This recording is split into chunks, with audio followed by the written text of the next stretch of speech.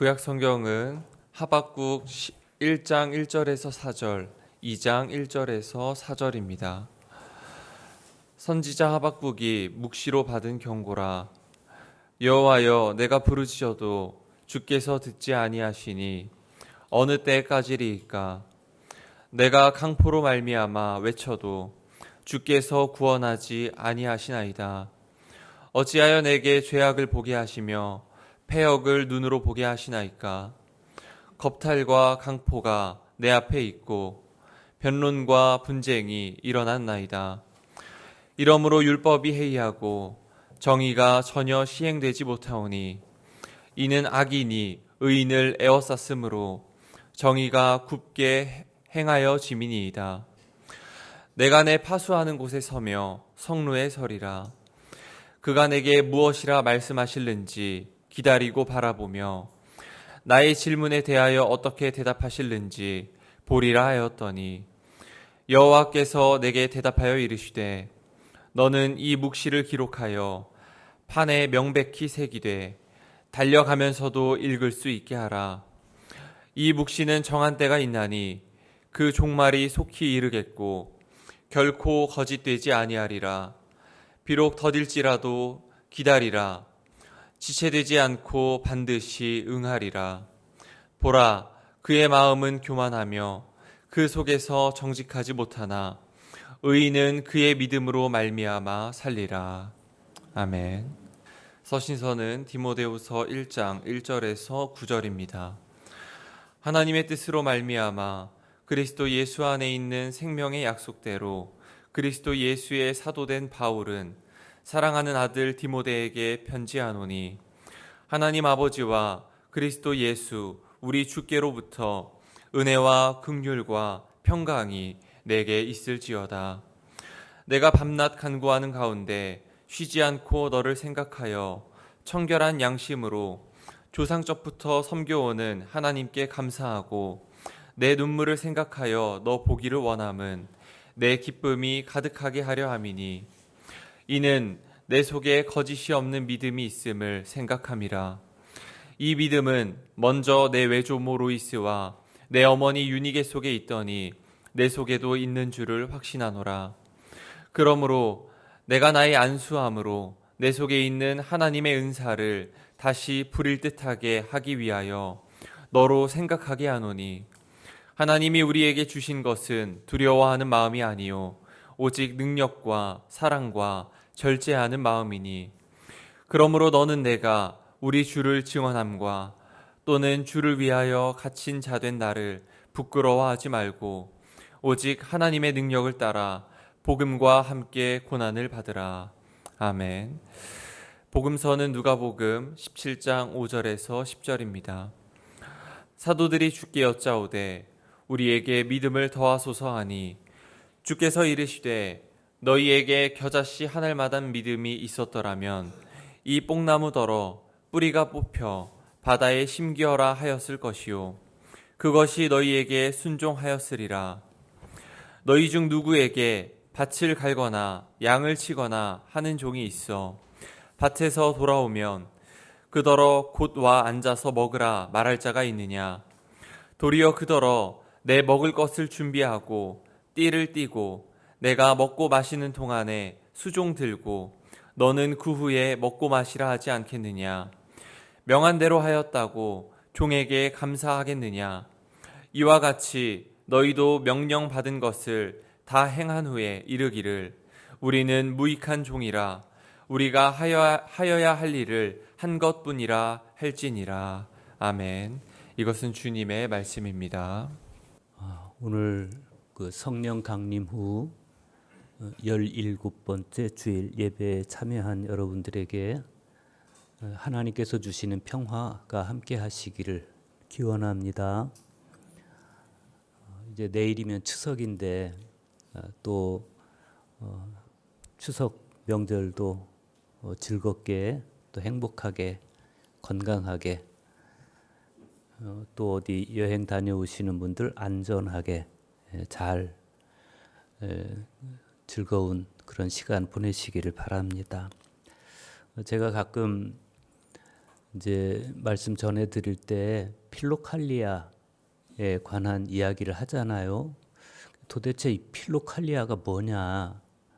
한 목사 자꾸 이야기하는데 궁금하실 분들도 있을지 모르겠어요. 그 에바그리오스 폰티쿠스로부터 그 그레고리오스 팔라마스에 이르기까지 동방 그리스도교 전통 안에 있는 헤지카스트, 그러니까 교부들이죠. 수도자들, 고요와 정적 속에 하나님의 형상을 회복하고자 했던 그 그리스도께 가는 길을 모색했던 수도자들, 그분들이 하신 그 금언들이 있어요. 교훈들. 그게 이제 책으로 출판되지 않은 것을 하나로 모아놓은 책이 필로칼리아입니다. 그래서 이제 그 그리스의 수사인 니코디모스, 또 고린도의 주교였던 그 마카리우스가 편집을 해서 1782년에 이제 세상의 빛을 보게 된 겁니다. 그래서 필로칼리아를 보면 우리 믿음의 선배들, 특히 동방 그리스도교 전통 안에 있던 독거 은수 생활을 한 그 수도자들의 그 지혜가 그 안에 번뜩이는 것을 우리가 볼 수가 있습니다.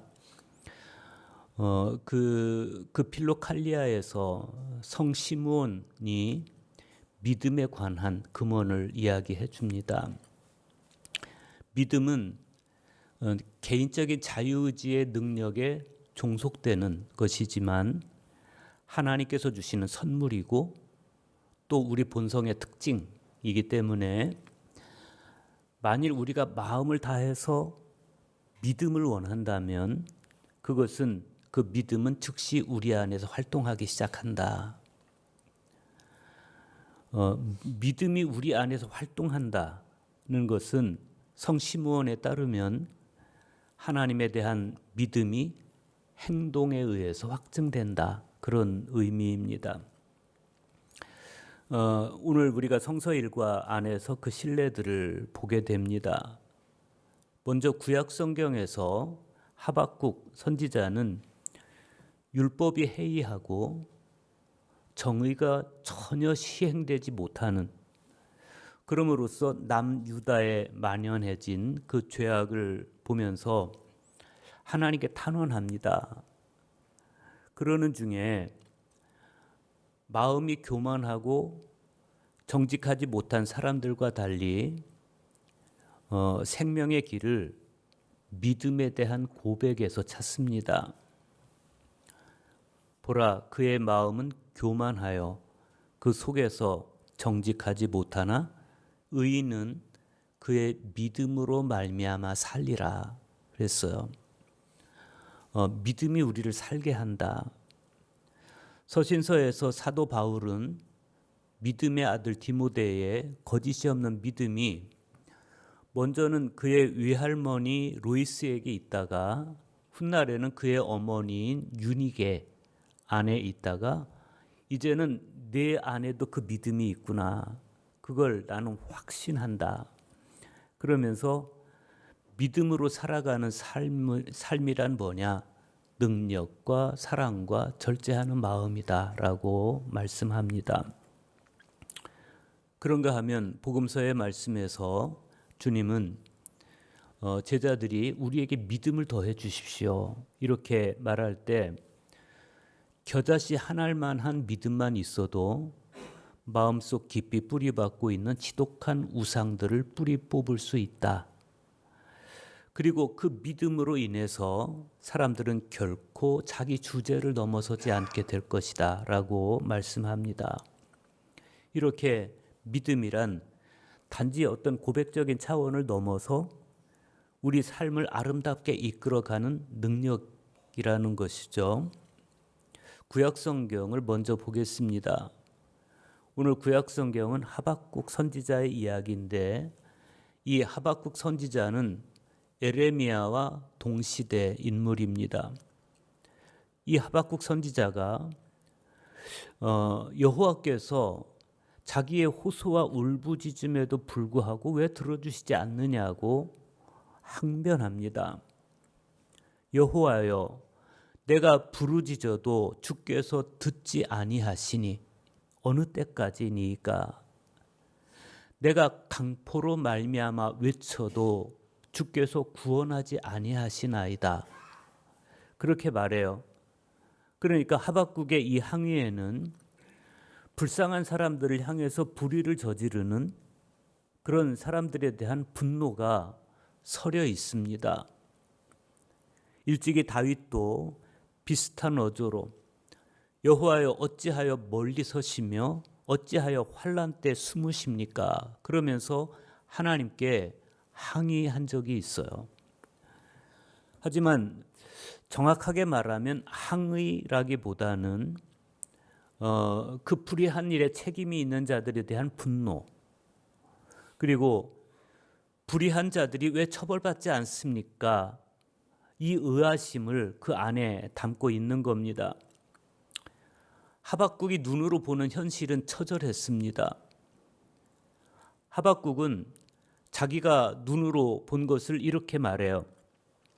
겁탈과 강포가 내 앞에 있고 변론과 분쟁이 일어나나이다. 이러므로 율법이 해이하고 정의가 전혀 시행되지 못하오니 이는 악인이 의인을 에워쌌으므로 정의가 굽게 행하여지나이다. 그랬어요. 겁탈, 부녀자들을 겁탈하는 겁탈과 강포가 사회적 약자들에 대한 힘가진 사람들의 부당한 억압을 시사하는 것이라면 변론과 분쟁은 같은 민족 안에서 벌어지는 적의와 알력과 다툼을 의미하는 겁니다. 재판을 하는데 재판정에서 정의가 굽었다는 거예요. 이렇게 부당하고 불의한 일들이 해결되려면 하나님의 율법이, 하나님의 말씀이 우리 내면에 살아 있어야 되는데 율법이 해이하다 보니 정의가 시행될 수가 없었다. 율법이 해이했다라는 것은 히브리어로 타푸그예요. 타푸그. 그래서 냉각되다. 율법이 냉각되었다. 그런 뜻이에요. 하나님의 율법이 사람들 마음속에서 싸늘하게 식어버렸다. 그런 의미입니다. 식어서 마비돼 버린 거예요. 훗날 예수님께서 마지막 날의 특징에 대해서 불법이 성함으로 사람의 사랑이 식어지리라 이렇게 말씀한 바 있습니다. 믿음이 식어서 냉각되면 사람을 바라보는 마음도 같이 냉각되어 버리고 만다는 거예요. 그러면 정의는 굽어지고 사람들은 고통을 받게 될 것이다. 하박국 선지자가 분노한 것이 바로 그 지점이었습니다. 그런데 하박국 선지자를 보십시오. 현실에 분노해서 하나님께 고발합니다. 그런데 그 다음에 이 하박국의 태도를 보면 참 선지자란 어떤 사람인지를 알 수가 있어요. 하박국 2장 1절 보십시오. 내가 내 파수하는 곳에 서며 성루에 서리라. 그가 내게 무엇이라 말씀하실는지 기다리고 바라보며 나의 질문에 대하여 어떻게 대답하실는지 보리라. 그랬어요. 하박국은 분노했어요. 분노해서 하나님께 항의했습니다. 정말 이해하기 어려운 현실이 버젓이 벌어지고 있는데 왜 하나님은 가만히 계시는지 이 의아함이 그 안에 있어요. 그런데 하박국은 그 의아함, 왜 이 불의한 일을 하나님은 그냥 가만히 계시는지, 왜 보고만 계시는지, 강포와 겁탈이 사회에 만연해 있는데 왜 저 불의한 자들을 하나님은 그냥 놔두시는지 하나님께 항변하는 거예요. 그런데 항변하고 돌아서서 그냥 가버리는, 그게 아니에요. 하박국은 마치 파수꾼이 아침을 기다리듯이 파수꾼이 밤이 맞도록 망대 위에 서 있듯이 하나님께 항변하고 그 다음에 자기 믿음의 막루에 서서 하나님의 대답을 내가 기다리겠다, 이런 겁니다. 기다리고, 그래서 기다리고, 예, 히브리어는 차파라고 하는데 먼 곳을 응시하다, 관찰하다, 그런 뜻이에요. 그러니까 이 하박국의 믿음이 그냥 자기 생각이 아니고 손꼽아 기다리는 하나님의 말씀에 철저하게 의존되어 있다는 것을 볼 수 있습니다. 말씀에 의존된 신앙, 내 생각이 아니고 내 의도, 내 생각대로 믿는, 내 상식대로 믿어버리는 그런 믿음이 아니고 말씀에 의존된 신앙. 그래서 나는 막루에 서서 하나님 말씀을 기다리겠습니다 라고 하는데, 이 말씀에 의존된 신앙이 얼마나 중요한 것인지 요한복음 1장 1절을 보면 알 수가 있습니다. 태초에 말씀이 계셨다. 그 말씀은 하나님과 함께 계셨다. 그 말씀은 하나님이셨다. 이렇게 요한이 말씀해요. 말씀이 하나님이시다. 말씀이 우리를 창조하셨고 말씀이 우리를 구원하셨어요. 말씀이 하나님이 맞죠. 그 말씀이 마리아의 태에 성육신 하기 전에 마리아가 뭐라고 고백합니까? 주의 여종이오니 말씀대로 내게 이루어지이다. 이런 고백을 하죠. 바로 이 믿음의 고백으로 인해서 말씀이 마리아 안에 성육신 하게 된 겁니다. 이렇게 말씀이 믿음을 창조하고 믿음으로 인해서 말씀이 내 안에 육화하는 것, 그게 신앙의 신비예요. 그래서 내 믿음의 막루에 서서 말씀을 기다리겠습니다 라고 말하는 이 하박국의 자세는 새로운 창조와 하나님의 구원을 기다리는 가장 모범적인 신앙의 자세로 우리에게 다가옵니다.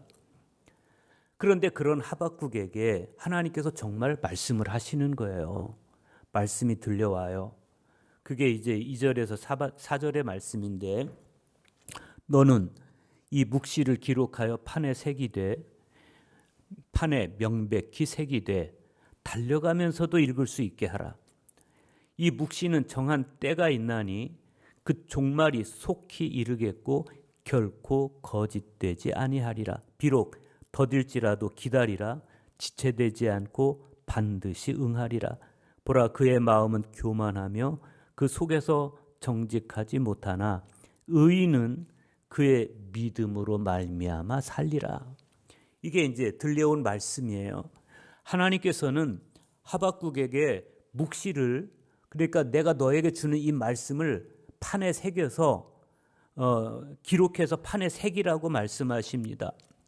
묵시를 히브리어로 하존이라고 그래요. 하존, 환상, 이상, 그런 뜻입니다. 그래서 이 묵시는 하나님의 계시인 말씀을 의미합니다. 하나님께서 마치 모세에게 그러셨던 것처럼 내가 너에게 들려주는, 네가 지금 성루에 서서 내 말씀을 기다렸지, 내가 너에게 지금 말씀을 준다. 그러니 이 말씀을 판에 새겨서 달려가면서도 읽을 수 있도록 하라. 이런 뜻이죠. 왜 그렇게 말씀하시겠어요? 바빠서 달려가는 와중에도 말씀을 읽을 수 있는 사람만이 말씀이 성취되는 과정에서 또 말씀이 완성시켜준 믿음으로 살 수 있기 때문에 그렇습니다.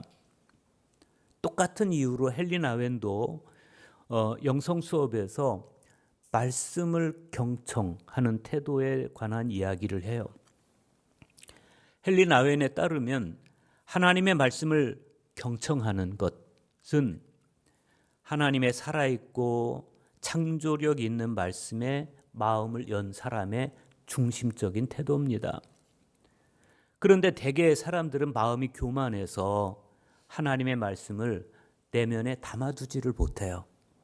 그 교만한 마음을 뿌리째 뽑아버리지 않으면 결코 구원에 이를 수 없음에도 얼마나 많은 사람들이 교만에 자기 마음을 내어준 채 스스로에게 정직하지 못한지 모릅니다. 오늘 복음서에 아주 중요한 이야기가 나옵니다. 사도들이 예수님께 와서 우리에게 믿음을 더해 주십시오. 그래요. 우리에게 믿음을 더해 주십시오. 그런 제자들에게 예수님께서 이렇게 말씀하십니다. 너희에게 겨자씨 한 알만한 믿음이 있었더라면 이 뽕나무더러 뿌리가 뽑혀 바다에 심기어라 하였을 것이요. 그것이 너희에게 순종하였으리라. 어쩌면 예수님의 이 대답은 제자들을 의기소침하게 만들었을지도 모르겠어요. 그래도 우리는 어느 정도는 믿음이 있어. 이렇게 자부하고 있는데, 그래서 우리가 가진 믿음에 더 믿음을 더해 주십시오. 이렇게 지금 이야기를 하고 있는 건데, 예수님의 말씀의 취지는 너희에게는 겨자씨 한 알만한 믿음도 없어. 이런 의미로 들려왔기 때문에 그래요. 만약 그들에게 겨자씨 한 알만한 믿음이라도 있다면 이 뽕나무더러 뿌리가 뽑혀 바다에 심어져라 하면 그대로 되었을 것이다. 예수님은 그렇게 말씀하세요. 이 말씀에 숨겨진 의미를 알 필요가 있어요. 먼저 우리가 알아야 될 건 그러면 겨자씨 한 알이 의미하는 게 뭐냐는 겁니다. 믿음의 가치는 그 믿음의 질과 순수성에 달려 있어요. 겨자씨는 그 크기나 수량 때문이 아니라 그 내면에 있는 아주 작지만 그러나 그 내면에 농축되어 있는 강인한 생명력 때문에 힘이 있는 겁니다.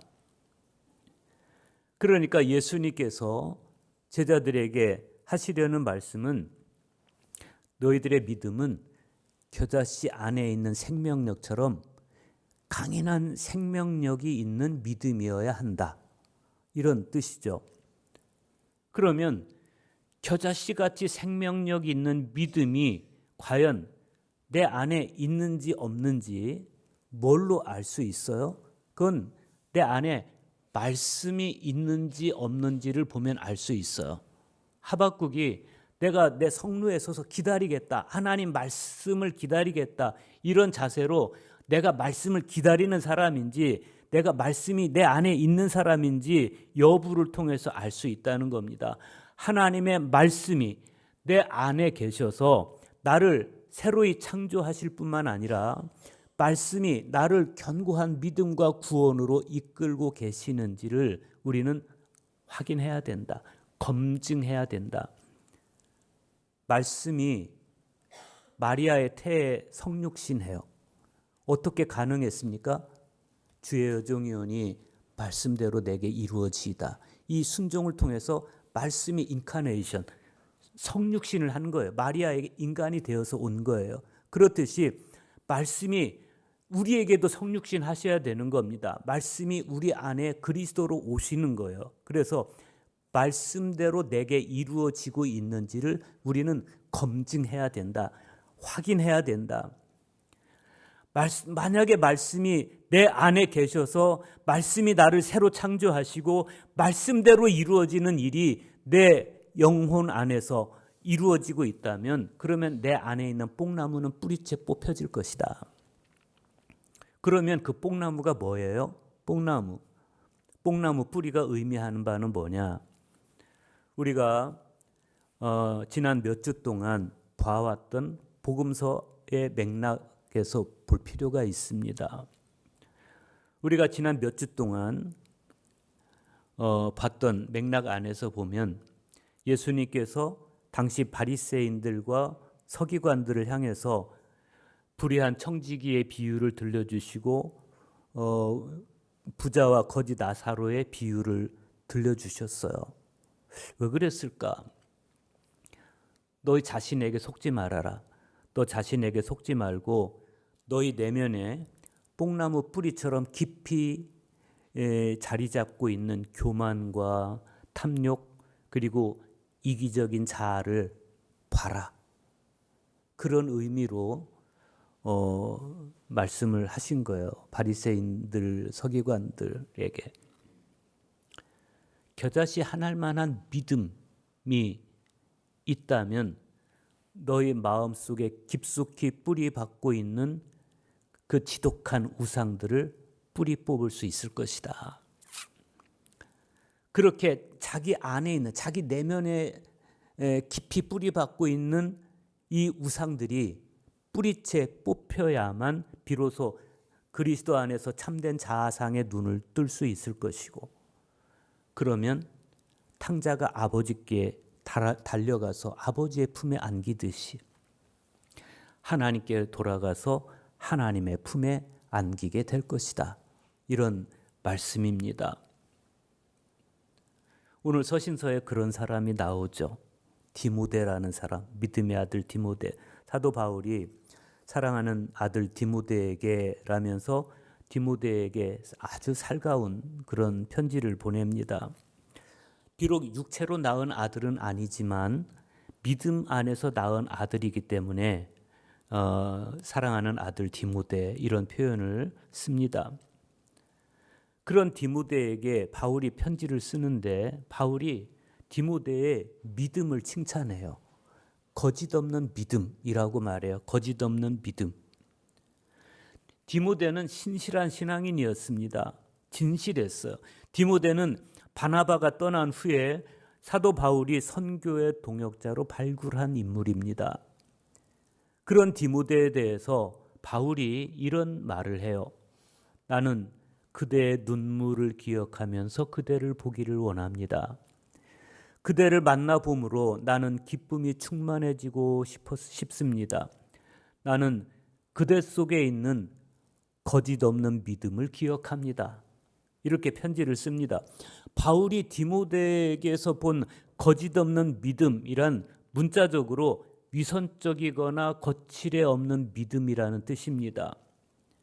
이 믿음은 율법에 매여 있거나 위선적인 믿음이 아니고 그리스도를 믿음으로써 청결해진 양심에 이른 믿음을 이야기하는 거예요.